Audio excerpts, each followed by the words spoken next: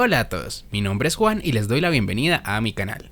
En nuestro laboratorio de electrónica es de vital importancia el poder probar fuentes de voltaje, tales como baterías o en general fuentes de alimentación, tanto el comprobar los parámetros del fabricante como el ver si está en buen estado, y para ello lo más sencillo es conectar una resistencia de valor conocido, calculada para que la fuente entregue cierta cantidad de corriente que nosotros queramos, y medir tanto el voltaje como la corriente que entrega la fuente. Sin embargo, para exigir valores de corriente variables de forma sencilla, visualizando información de utilidad, tal como capacidad, potencia, energía, etc., lo mejor es utilizar una carga electrónica para ello, es decir, es un circuito que se conecta a nuestra fuente a probar y esta consumirá la cantidad de corriente que nosotros queramos, convirtiendo esa corriente en calor. Hay muchos videos en YouTube que enseñan a hacer una carga electrónica con un amplificador operacional, un transistor, que suele ser un MOSFET, una resistencia y un potenciómetro, y por lo mismo no quiero enseñar a hacerla, por lo que quiero centrarme en hacer un análisis de una carga electrónica comercial de 150 vatios, que permite ajustar la corriente hasta 10 amperios conectada a una fuente de máximo 60 voltios DC y con un LCD que nos permitirá ver voltaje, corriente, tiempo, capacidad, temperatura y potencia, por lo que la descripción promete. Vamos a ver qué tal funciona. Este producto me fue proveído por la empresa TomTop y obviamente en la descripción del video tendrán el link de compra junto con un cupón de descuento del 30% para hacer esta compra. Lo primero es ver el paquete. Dejando de lado todo el desempaquetado aburrido, el circuito aparece dentro de una caja y dentro de esa caja una bolsa antiestática sin más. No incluye absolutamente nada más, ni siquiera manual de uso. En la parte superior podemos observar un ventilador con un gran disipador conectado al circuito, los conectores para conectar la carga, un buzzer para los mensajes de estado, un reóstato que nos permite ajustar el contraste del LCD, el conector del ventilador, y el conector de alimentación, en el que tendremos que conectar una fuente de 12 voltios para alimentar todo el circuito. En la parte inferior tenemos los pulsadores de ajuste y el LCD.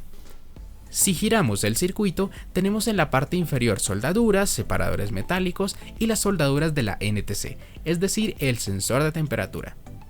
Al retirar el disipador utilizando los 4 tornillos que posee, podremos ver el transistor y un alambre largo que actúa como resistencia de sensado para poder medir la corriente que pasa por la fuente. El sensor de temperatura que vimos antes está unido al transistor por el orificio que posee para ajustar disipadores al mismo, lo que es una buena solución para sensar la temperatura. También se puede observar un diodo junto con un fusible de 10 amperios que protege al circuito contra polaridad y sobrevoltaje. Sin embargo, el fusible es de montaje superficial y como está bajo el disipador, reemplazarlo puede ser una tarea no tan sencilla. Luego se puede observar un diodo Zener, resistencias, más diodos de protección y 2 transistores, que por falta de diagrama esquemático no sé qué función cumplen específicamente sin hacer ingeniería inversa, claro está. Yendo a la parte inferior, si retiramos los 2 tornillos del LCD, podremos ver el microcontrolador que usa el circuito para controlar en general la electrónica, el STC 15F2K16S2, un microcontrolador bastante genérico, del cual inicialmente pensé que era uno de Atmel, tal como el típico Atmega 328, o uno de ST Microelectronics, como el STM32, pero no es el caso. También encontramos resistencias, condensadores, el cristal de cuarzo para el microcontrolador, un amplificador operacional LM358, un comparador LM393 y 2 circuitos integrados rotulados como CA4K. La calidad de las soldaduras es buena, no hay excesos ni soldaduras mal hechas en general, considerando que es un producto que ya viene ensamblado desde China. Bueno, basta de revisión física, vamos a ver cómo funciona. Lo primero es el conector que se usa para conectar la fuente que queremos revisar al circuito. Tenemos 4 pines, A+, V+, V- y A-. A+ y A- se usan para conectar los cables por los que pasará la corriente que queremos consumir desde la carga electrónica, y V+ y V- se usan para medir el voltaje de esa misma fuente.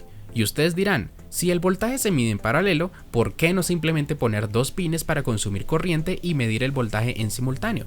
Pues bien, vamos a explicar. Aquí tenemos una fuente de 14 voltios conectada a la carga electrónica.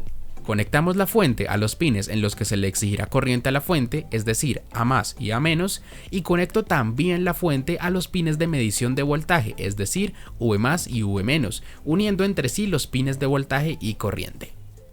Los cables tienen resistencia, siempre la tendrán, por lo que vamos a poner una resistencia en medio de cada cable, de unos 0.1 ohmios, una resistencia que ustedes dirán que es baja, sin embargo eso es relativo.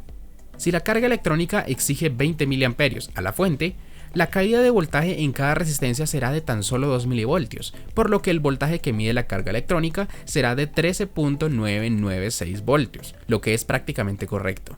Pero si ahora exijo 8 amperios, la caída de voltaje que habrá en cada resistencia será de 0.8 voltios, 1.6 voltios en total, por lo que el voltaje medido será de 12.4 voltios, lo que ya no es correcto. Es por ello que los pines de medición de voltaje están separados. Si ahora conectamos los pines de medición de voltaje directamente en los pines de la fuente sin pasar por los cables por los que pasará esa cantidad de corriente, mediremos fielmente el voltaje, porque pasa muy poca corriente por los pines de medición de voltaje. Se supone que un voltímetro tiene una impedancia de entrada muy grande, por lo tanto, la caída de voltaje que presentarán los cables de medición de voltaje será prácticamente nulo y tendremos una medición muy precisa. Si estamos seguros de que los cables por los que pasará la corriente que exige la carga electrónica son de gran diámetro y de baja resistencia, podremos conectar en paralelo los pines de voltaje y corriente en nuestra carga electrónica para hacer una conexión más sencilla. Vamos a conectar la fuente de 12 voltios. Podremos ver un mensaje de bienvenida en el LCD y aparecen los parámetros de voltaje, corriente, si está encendida o apagada la carga electrónica, la corriente que queremos que exija la carga electrónica y un parámetro que va cambiando, en donde podemos ver el tiempo que lleva la fuente conectada a nuestra carga electrónica, la temperatura a la que está el transistor, la potencia que se está consumiendo y la capacidad. Los pulsadores se llaman Increase, Decrease, Set y Start, es decir, aumentar, reducir, ajuste e inicio. Con el pulsador de ajuste podemos movernos entre los dígitos de la corriente que queremos ajustar, y con los pulsadores de aumentar y disminuir podremos ajustar la corriente. Al cambiar de dígito también podemos cambiar de corriente a voltaje, y aquí lo que vamos a ajustar es el voltaje de umbral. Es decir, si yo ajusto un voltaje de 10 voltios, si mientras la carga electrónica está funcionando, el voltaje de la fuente baja de ese voltaje de umbral, la carga electrónica genera pitidos y se desconecta. Muy útil para, por ejemplo, calcular la capacidad de una batería, lo cual haremos más adelante. Aclaro que, si el voltaje de umbral ajustado es mayor al valor del voltaje de la fuente que acabamos de conectar, la carga electrónica simplemente no enciende. Es decir, si ajusto por ejemplo 12 voltios y mi fuente a probar es de menos de 12 voltios, al intentar encenderla, la carga electrónica genera pitidos y no enciende, mostrando una O y una V. Y lo mismo sucede si no tenemos ninguna fuente conectada al circuito. Ahora por fin vamos a probarla, usando una batería de automóvil que ya es bastante antigua, conectando dos caimanes a la batería, luego a la carga electrónica y dos cables delgados para medir el voltaje en la batería. Lo primero que haré es conectar en serie a la carga el multímetro y voy a exigir 100 mA, por lo que ajusto a 0.1 amperios. También ajusto el voltaje de umbral a 9 voltios y presiono el botón de inicio. Como veremos, de off pasa a on, se puede ver que el voltaje medido varía un poco y se puede ver la corriente que exige la carga electrónica. Los parámetros que cambian empiezan a variar sus valores, y aprovecho para decir que, si queremos fijar uno de esos parámetros, cuando esté en pantalla el parámetro que queremos fijar, mantenemos presionado el botón de ajuste, la carga electrónica generará pitidos y el parámetro se fija. Para hacer que regrese a su estado de cambio, tendremos que desconectar y conectar nuevamente la carga electrónica.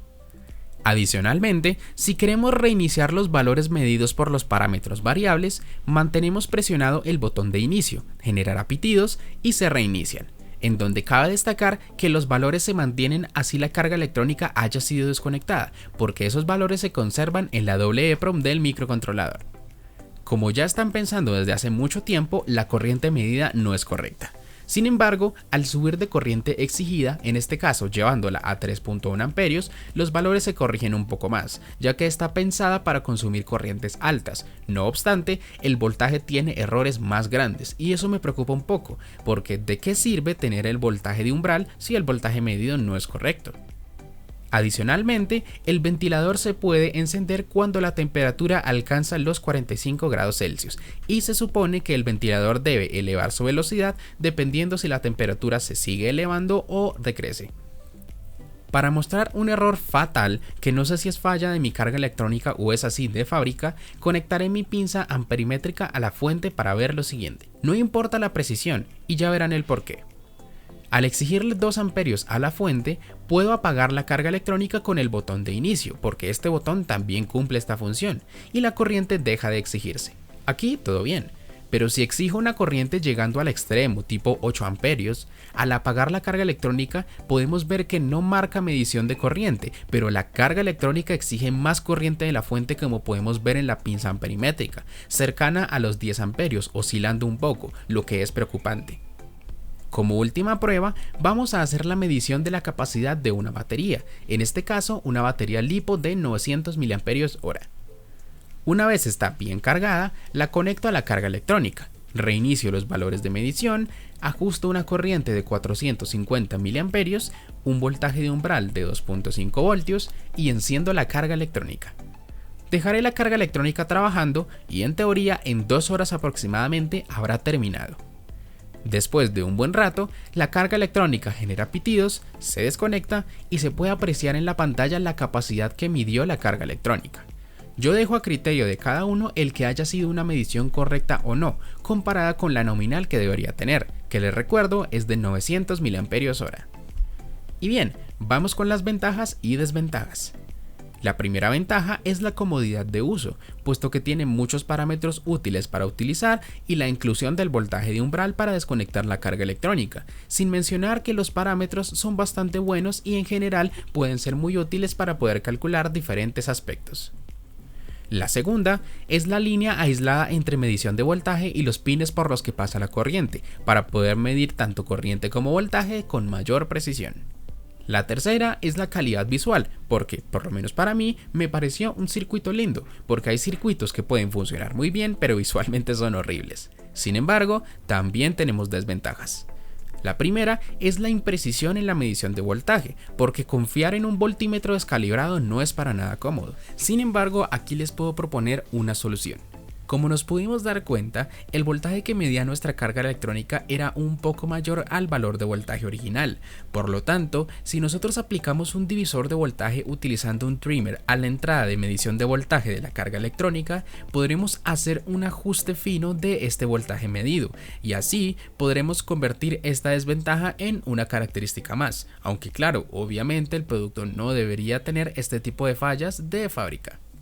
La segunda es el problema de no desconexión que tiene en corrientes altas, lo que puede causar problemas hasta a la fuente misma, inclusive dañarla.